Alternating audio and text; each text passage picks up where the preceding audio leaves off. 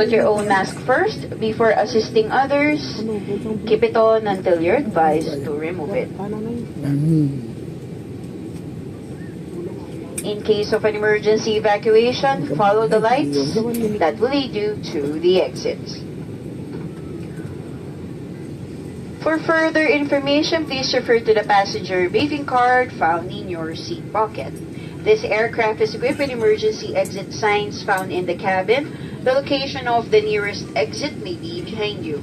Each cabin door is equipped with an escape slide. In any eventuality, guests must leave their bags and immediately proceed to useful exits.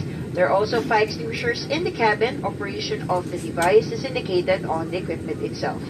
In preparation for takeoff, please straighten up your seats, fasten seatbelt securely, keep window shades open, and tray tables stowed. Voice communication with the use of mobile phones is prohibited while cabin doors are closed. This is a non-smoking flight. Use of vape, e-cigarette, and no smoking or vapor inhaling and emitting devices is also prohibited by the Philippine Civil Aviation Regulations. Please stop with your gadget if the battery becomes excessively warm. This refers to all gadgets powered by lithium battery or charger.